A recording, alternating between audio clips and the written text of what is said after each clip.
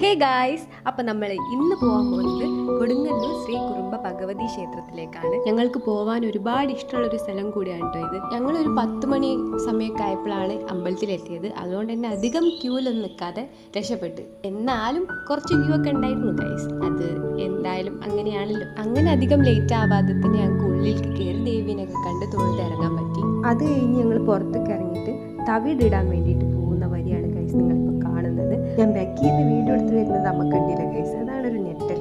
അങ്ങനെ ഞങ്ങൾ കുറച്ച് വീഡിയോസൊക്കെ എടുത്തതിന് ശേഷം പിന്നെ തവിടിടാൻ പോയി. അപ്പം ഞാൻ പറഞ്ഞ കാര്യം എന്താണെന്ന് വെച്ചാൽ, ഇവിടെ നമുക്ക് ആർക്കെങ്കിലും അസുഖങ്ങൾ വയ്യാതാവുക അങ്ങനെ എന്തെങ്കിലും ഉണ്ടെങ്കിൽ ഇവിടെ വന്ന് പ്രാർത്ഥിച്ച് തവിടിട്ടാൽ അത് മാറി കിട്ടും എന്നാണ് ഇവിടുത്തെ വിശ്വാസം. അങ്ങനെ ഞങ്ങൾ വെടിക്കെട്ടിൻ്റെ ഭാഗത്തേക്ക് എത്തി.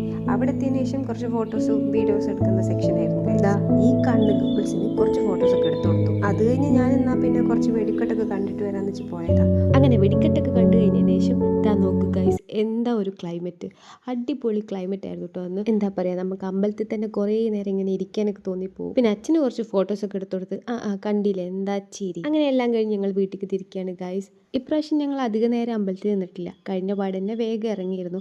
അച്ഛൻ എനിക്ക് അവിടുത്തെ ഓരോ ചരിത്രങ്ങളും കഥകളൊക്കെ ഇങ്ങനെ പറഞ്ഞിരുന്നു ഞങ്ങൾ രണ്ടാൾ നടക്കുമ്പോൾ. അത് കഴിഞ്ഞ് അമ്പലത്തിൻ്റെ മുന്നിൽ നിന്ന് കുറച്ച് ഫോട്ടോഷൂട്ടൊക്കെ ഉണ്ടായിരുന്നു. അപ്പോൾ ഇത്രേ ഉള്ളൂ ഗൈസ്, നമുക്ക് അടുത്ത വീഡിയോയിൽ കാണാം. ബൈ.